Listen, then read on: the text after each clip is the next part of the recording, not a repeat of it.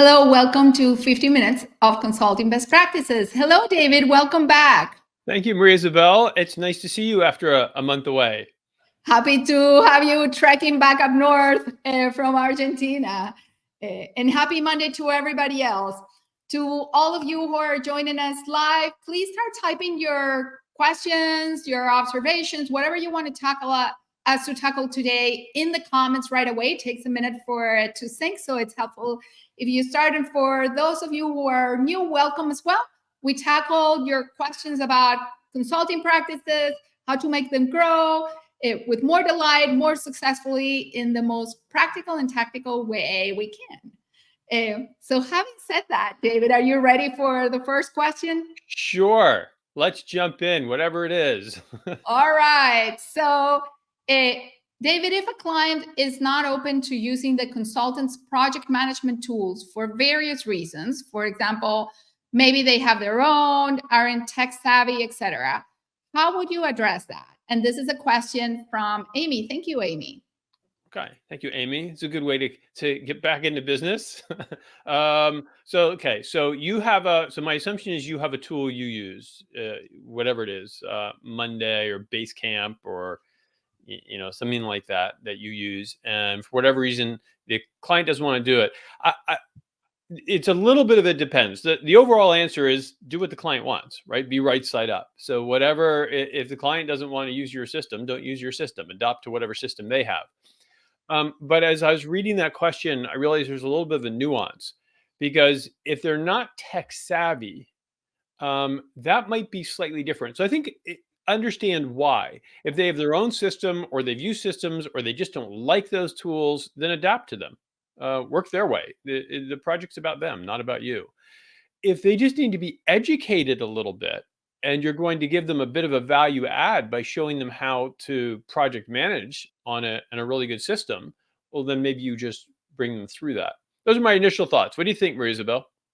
I'm 100% with you, unsurprisingly. Basically, whatever gets the client to own the project with you, to own the project management tool, to own their experience, is what will help you make the most progress overall. So if you can be flexible, do it. If you can give them a quick tutorial and resolve the issue, do that as well. But be prepared, right, to jump back into their own system. Yeah. It makes sense to me. Look, Katrin is sent in a note. Let's see, the comment is, when consolidating your practice, reducing staff, what should you do to optimize getting back on track? I'm not sure I 100% understand the question yet. You might, Maria Isabel. I'm on the fence, Katrin. If you can you clarify for us whether you're asking getting back on track in terms of delivery or getting back on track in terms of growing your practice again? Yeah. And if you want, we'll give you a minute because we know there's a lag in between what we say and what you type in. So we'll give you a minute and perhaps we tackle another question before we come back to it. Let's do another question. You do a question. Deidre, what else do we have? What's in the queue?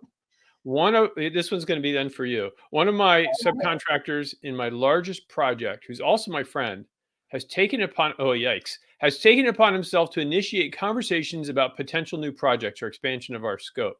He's done this without speaking to me first. Oh, okay. How do I address this situation? From Beth. So thank you, Beth, for this. This actually comes up reasonably often. It is a bit of a yike situation. What do you think, Maria Isabel? It is.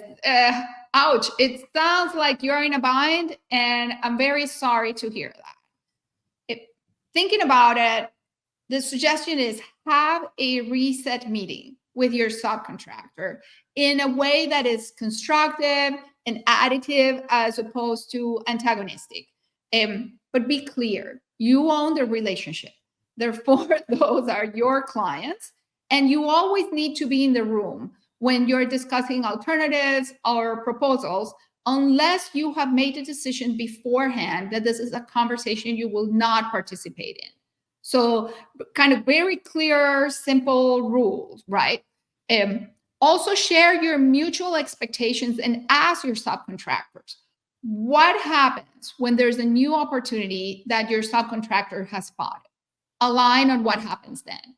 remember your subcontractor's priority usually, and unfortunately, and that's why David mentioned we hear this a lot, is usually themselves.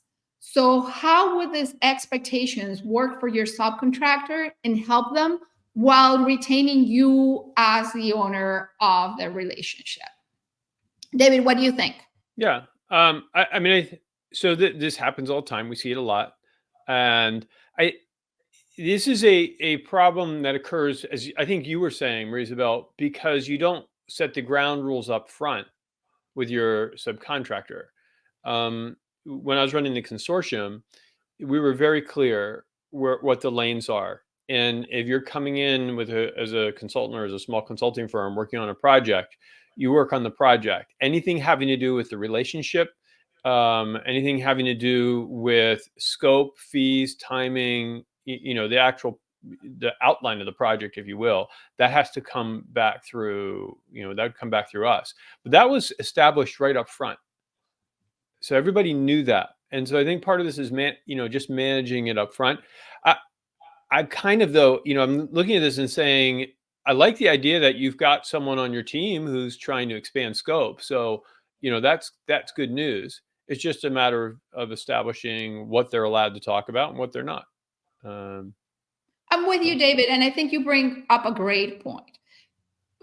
Most of us are no strangers to subcontracting agreements that have some sort of legal clause. And again, this is not legal advice, right? About no poaching, Right. no, you don't take away the clients, all of those things. But sometimes folks struggle to see how that applies in practice. So we find that it's generally useful to sit around a table and say, look, here are common situations we may encounter. A client brings up an opportunity and you're stopping the conversation and you're not. What is the expectation in terms of how the sub will react to that, right? Yeah. Another situation is a client introduces your team to folks in another unit, another division, another vertical, or to key executives that are new to you. Again, what is the expectation? What happens next? And another example is the project naturally results in other opportunities. What happens? How do you work through that? And I'm thinking that if you have explicitly talked about, okay, this is what would happen, this is how we normally address that, then it's a lot easier also for your subcontractor to say, you know what, I did the best that I could, and I followed the process that we had agreed. Yeah. What do you think? Yeah, well, I agree with you. And I want to make sure we give Katrin and anybody else who's questions, type in your questions. All right. The So I'm going the to only other go. the only other thing I would throw in here is it may be worth a reminder to subcontractors, and it's worth a reminder to yourself if you subcontract about who the client is. Right. When you are using a subcontractor, you're the client. You are their client. You have a client, and so ultimately you are there to please your client, but you are your subcontractor's client. When you subcontract, the firm you're subcontracting to is your client, and you should treat them like a client and be right side up. All right. So all of that said, do you want to jump on to Katrin's question now? She's clarified a little bit. And thank you for clarifying. Katrin, you said what you're asking is what should you not cut to get back on track after you're reducing staff and optimizing your practice. So what's your take, David? What should you not cut? Yeah, so I guess there's still I'm not sure whether this is voluntary or involuntary reduction in staff. So if you're like, I kind of just want to bring my practice down a little bit. I've got tons of demand, and I just don't want to do that. Or is this, well, actually, we don't have a lot of demand. I've had to cut staff. Consulting is, as we know, is a really simple business. Right? We have a very simple model, and the core of consulting is winning engagements and profitably creating value. And those two have to be in balance. So if you cut staff, the question is, what do I cut out to keep that in balance?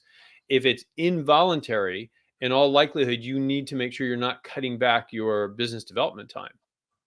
And then if you're like, well, wait a second, if I'm not cutting back my business development time and I'm losing staff, how do I deliver? that's when you may have to think through either how do I streamline the delivery? How do I get the client to work on delivery for me? How do I, do I use subcontractors instead of pay, full-time staff? Those sorts of things. What do you think, Maria Isabel? I think so. I would also go through, okay, out of the projects that you have open and the commitments you have made, what do you need to deliver at a level of quality that is acceptable to you, that will delight your clients? And that is where kind of the boundaries in terms of delivery on that bottom part of profitably creating value are, right? They're largely driven by what you have committed already. Yeah. As you think about new opportunities, David said, one of the elements you can play with is how much of the execution of your analysis of your project do you take on versus how much you perhaps need to shift to your clients, and how would you go about doing that effectively? Yeah. So a couple of ideas. We Kat, always advocate, go ahead, David. no, go on. We also advocate do not cut your support completely, meaning Right. support in terms of your firm support and support for you as a firm leader, because then you're going to find yourself way out of your optimal ability and your optimal use of your time. Yeah, 100% right. You cannot get rid of all your infrastructure. But time has to, I mean, especially in Katrin, you've said it's involuntary, which means you need to create business development time. Right. And business development time is long sales, it's a long cycle, which is the frustrating part of it. So you need to protect that time. And the question is a little bit less about what do you cut on the way down and more about what do you add on the way up. And adding so that you're still protecting that business development time. That's a really good question, Katrin. Thank you for asking that. Mike asked the question too. All right. When asking for referrals, you suggest people just ask your clients. So you suggest, I think, consultants ask their clients to be enthusiasts or broadcasters on your behalf. Absolutely right. There's a great article on that. Are there any tactics you've seen work really well to enable them to promote you? Yes. The people I'm asking are quite busy, don't want to think, but would probably be happy to help if I made it easy. Okay, right. Which are those are champions or or supporters of some sort. I'll give my thoughts, Maria Isabel. You chime in with yours. Oh, we only have a minute and a half left. We got 90 seconds or something like that. So here's the tactic that will make it easiest for you is have a really precise, concise fishing line. Stand for something. What makes it difficult for others to recommend you is if they can't describe what it is you do. Whereas if you're easy to describe, if someone can say, "Oh, you need that? I know Mr. Shower Door, right? I know the person who does this particular task that solves this problem." You become very easy for people to be enthusiastic about. The other thing is that you're not looking for, especially for broadcasters, or you're not looking for sort of just general use. You want to create a very specific piece of IP that excites them, that creates an expectation that, wow, you could get a really big win out of this because it's very concrete and precise. Again, it's easier for people to say, "Hey, have you seen this? Have you seen this great idea?" That's what you're looking for. Isabel, other thoughts? I think so. To complement what you're saying, also make it really easy and quick for folks. Once they say, yes, I will take this on, give them a paragraph, give them a few sentences that could legitimately come out of their mouth. Write it for them if you need to, so that they have to spend the minimum amount necessary taking care of doing that endorsement and that recommendation for you. Exactly right. So, and both of those amount to the same thing, which is make it really easy to communicate. Right. Make it really easy to communicate. We have another question, Flavio, and it looks like Katrin, you have a follow-up. We're going to have to get to those next week. So, because it's crazy, but we've already hit these 15 minutes. So we'll hold on, or Flavio, ask your question again next week, and we'll also put it into the queue. Let's see if I can remember what we're supposed to say here at the very end. If you have not put davidafields.com Monday Live on your calendar for every Monday, do that. I think that's what, a lot of you have that. If you don't put it in, it just makes it really easy to get here. And so you're always with Marie Isabel and with me, or with her, or with me. Submit questions. It's great getting them on the fly. It's also great when Deidre can put them on the screen so we can read them and everybody can see them. So info@davidafields.com is where you submit questions. If you're not connected to me on LinkedIn, please connect to me. And if you're not connected to Marie Isabel, please connect to Marie Isabel. And if you're not subscribed, then subscribe. So get our articles. And there you go. Thank you for being here. Marie Isabel, it was nice to see you again. The rest of you, thank you for joining us again. Have a fabulous week. Remember, consulting's not about you. It's about your clients. So give them value and give them kindness. And we will see you next week. Bye. Have a great week.